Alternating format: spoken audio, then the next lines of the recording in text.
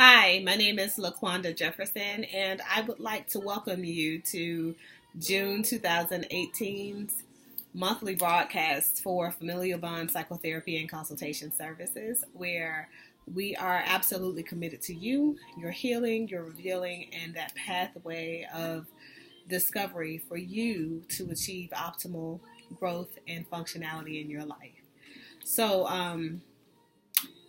this particular month is a really exciting month for me because this marks a full year of um, us vetting this particular thing to the world. So we've decided to take part in something larger than ourselves as a company, and myself being the face of the company and the founder of the company, I have a passion for people, and the reason that I do this is because I want people to have fulfilling lives. I want people to have an opportunity to have access to reliable mental health information and know that mental health and wellness and fitness is about you being in the know. Um, I like to evoke a sense of shared experience, in people, but also, I don't know, just kind of motivate people to go out there and seek more, do a little bit more digging, find out a little bit more, because at the end of the day, I think we have to keep in mind that there are continuous changes, right, in the field of health and wellness, because science is one of those things that gives us more and more insight as we continue to dig, right? So we find out new things every single day. I am a graduate level managing family therapist. I do family life consulting, executive life coaching, and behavioral health and wellness coaching for individuals who are struggling with a variety of mental illnesses or emotional or behavioral problems that they need to have a little bit of a shift in order to make life more functional again. I think what's important is that we understand that we need to remove the stigma associated with vetting mental health services, because at the end of the day, we're trying to improve ourselves. And those people who are out there trying to improve their mental, emotional, and behavioral conditions on a regular basis say that I am responsible for my balance in life. And I deserve to be happy. I deserve to be balanced. I deserve to be fully functional in the capacity that I see fit for me and my life. And this is something that I absolutely can't ignore. It's something that I've got to say, hey, congratulations. Welcome to the very first step to your journey when people come to me and they want some help. So that's enough about me. Enough about the foundation. I am so excited because this marks the 1 year, right? 1 year anniversary. And I wanted to bring you guys something that I felt like could give you a little bit of insight on upcoming challenges that some of you may face, or be affiliated with people who may face these upcoming challenges. The more you know, the more you grow. I wanted to talk about two things today. I wanted to briefly go over neurocognitive developmental disorders, and the DSM-5 refers to them as neurodevelopment disorders. And I will expand on ASD, which is autism spectrum disorder. It includes a wide array of disorders that may co-occur. And to just kind of give you a little bit of insight, neurodevelopmental disorders are disorders that typically manifest during the early part of the developmental stage of life, when kids are meant to meet some of the basic milestones that are set for the development, like social skills, language skills, and intellectual skills. Oftentimes we'll see that the disorders that are grouped in this particular category will co-occur. For example, an individual with um, autism spectrum or Asperger's may also struggle with another disorder, global developmental delay. An individual diagnosed with ADHD, typically sometimes the co-occurring disorder is a specific intellectual disorder. So these are things that I think, sometimes parents, this is information that parents need. And this particular month is catered to providing information to parents and caretakers of children and adolescents as well, as you'll see as we get into the next part.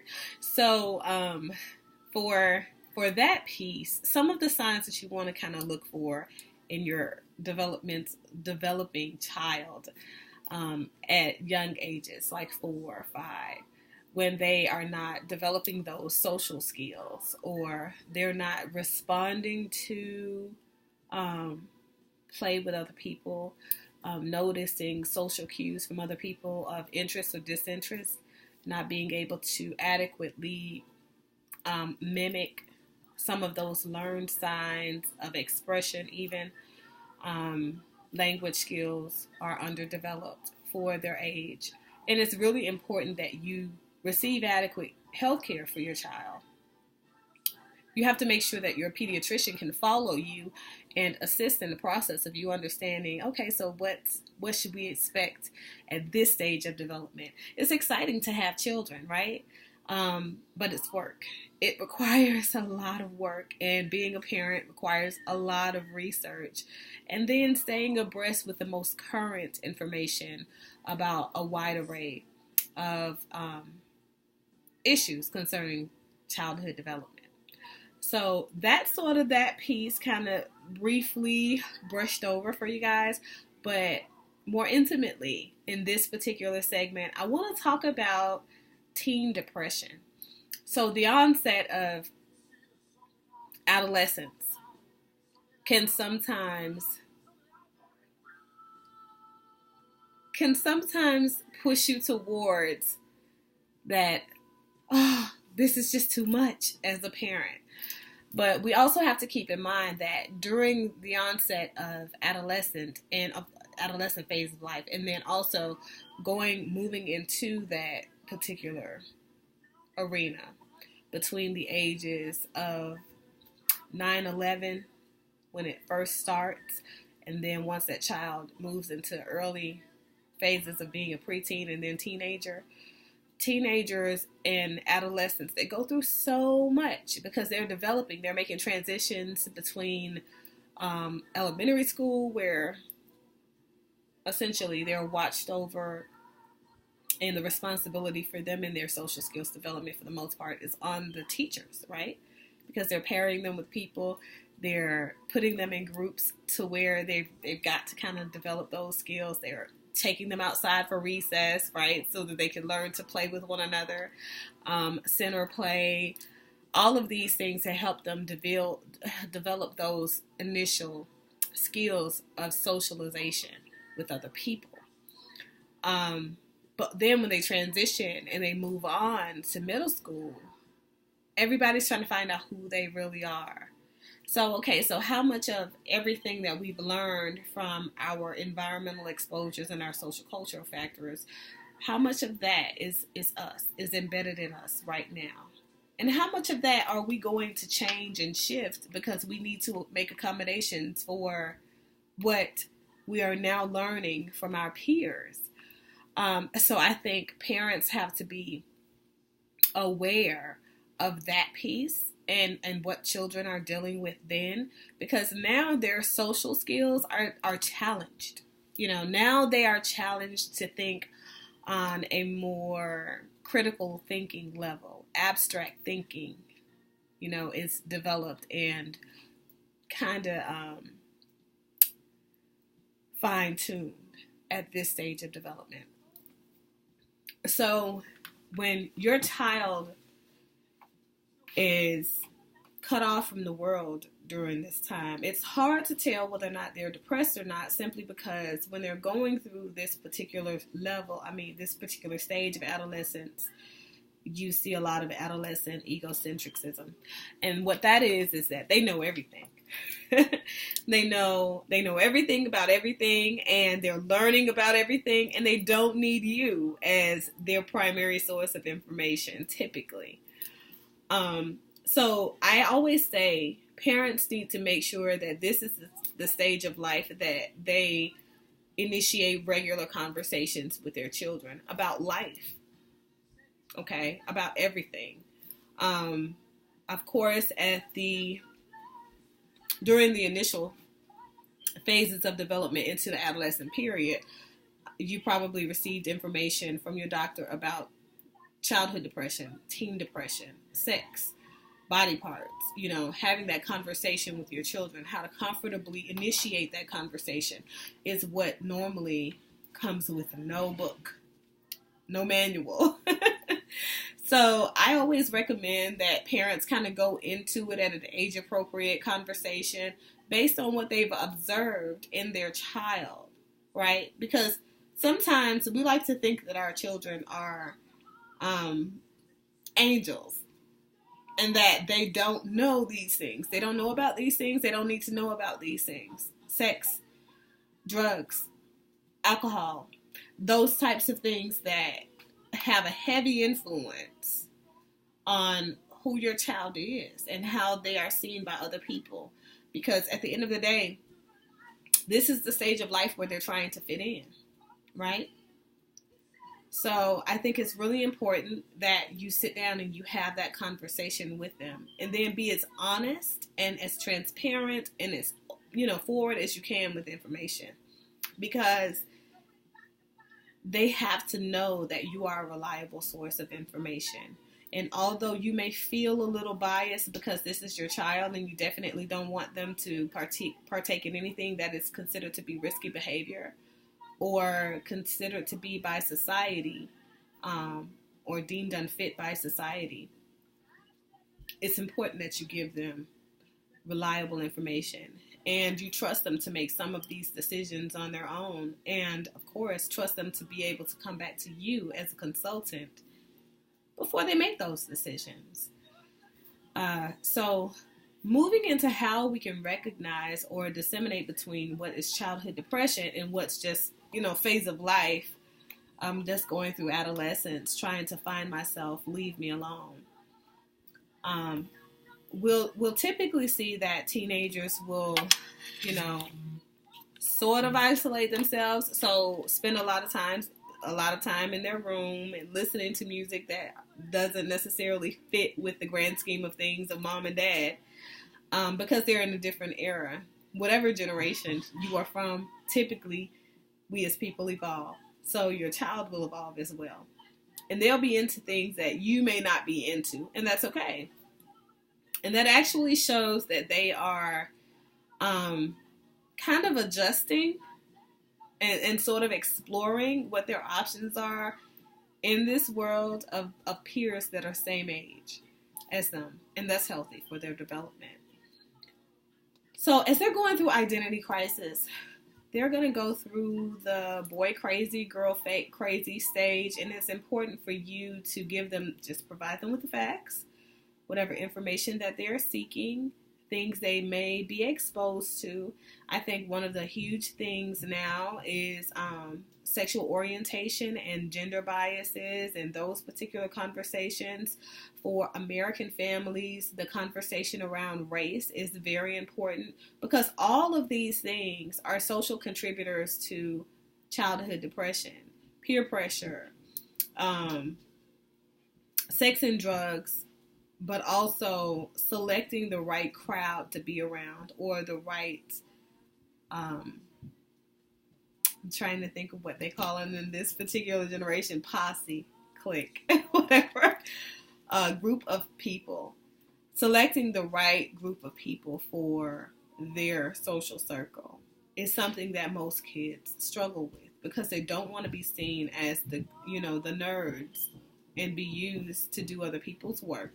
But at the same time, they don't want to be so far off the spectrum as to where they're not able to grow effectively.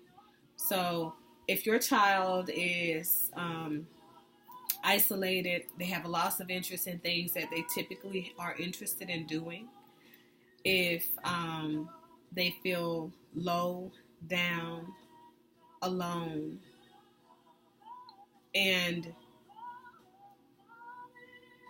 sometimes they'll stop taking baths on a regular basis. Sometimes they'll stop brushing their teeth on a regular basis. The hygiene things, getting out into the world. I've seen some kids who are suffering with childhood depression, and they project that onto video game play. So they'll sit on the video games all day, every day, and they'll avoid doing those basic things that they should be doing to maintain their health and hygiene in life. So those are some of the things that are clinical signs of depression. And I think what's really important to think about or remember is that children and adults who are suffering with depressive symptoms or depressive episodes, what kind of changes that from just depressive episodes or an episodic event versus a diagnosis of major depressive disorder or intermittent depressive disorder, those types of things, is a duration of symptoms. So if those symptoms continue to persist for most of the time and on most days of the week for 2 weeks or more, then you may have a situation that calls for attention. And it's really important to find them a clinician that works for them. For young people, it's sometimes difficult, as I see, for them to go to a behavioral health clinician that's a psychiatrist prescribing medications, because then they're like, oh, well, I'm on medication. Everybody at school is going to know I'm on medication. And then some of these antidepressants, I urge parents to do their research on, because some of them, the side effects are depression itself, right? Some of the things that they're struggling with. So I urge you to have a very full and comprehensive conversation with your clinician to make sure that the medication that is prescribed is a really good fit for your child and their situation. Because oftentimes I think we try to do that versus the more holistic thing, natural things that may require more attention and time from us. So I think that attention and time is important, obviously. Spending time with your child, talking to them, kind of when they are interested in having conversations with you around what they're experiencing. Making sure that you keep an open line of communication there, just in case they want to have a discussion with you. That's really important. Please understand that when you move from early childhood development to the initial phase of adolescence, and then when we're moving into the later phase of adolescence where your child is going through teen adjustments in that phase of life thing, it's important that you allow your child space to grow. And if you don't do that, typically it can annoy them. They may feel like you're nagging. They may feel like it's a bit much. But at the end of the day, I think that if you facilitate space for their growth, that means that you are opening the lines of communication in a way that lets them know that you're really okay with what you say you're okay with. Stick to what you say. So if you say, okay, let's have a conversation about, sex and substance use. Are you using drugs? And you can tell me without me getting mad. I promise there will be, no consequence of a negative fashion as far as discipline. If you tell me this, you got to kind of follow through. I know it's difficult sometimes, but you've got to follow through. Because if you don't keep your word, you lose trust. And trust is extremely important to establishing that new relationship with your child. So you're not there to be their friend, but you are there to be, an effective parent. And that's kind of how you do that piece. So that's pretty much all I've got. I typically like to delve into a relationship question um, for the month. And I decided that I would select one randomly while I have you guys on here because I wanted to kind of do this kind of off of a whim and not scripted, no notes or anything, because I was excited about the 1 year marker. So we'll pick one and we'll go.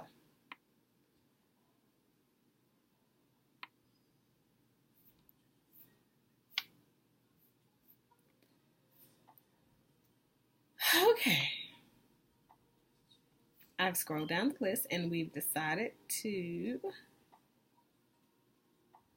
It's still going. Okay. So, ES from Tennessee.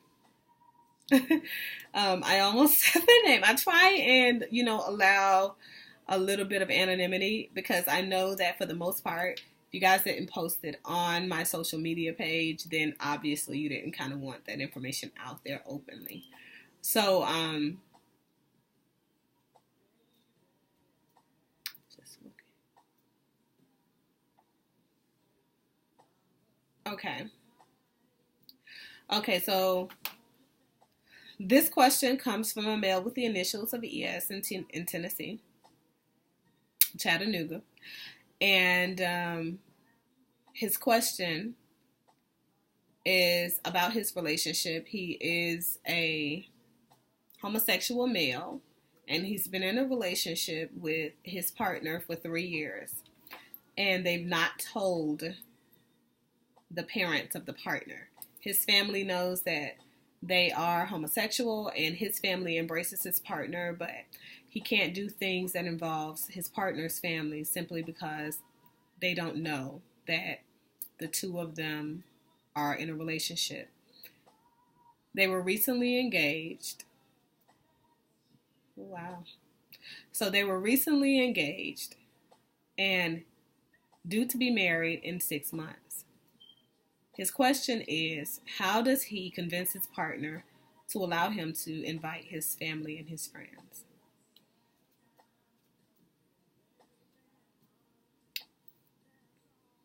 Okay, so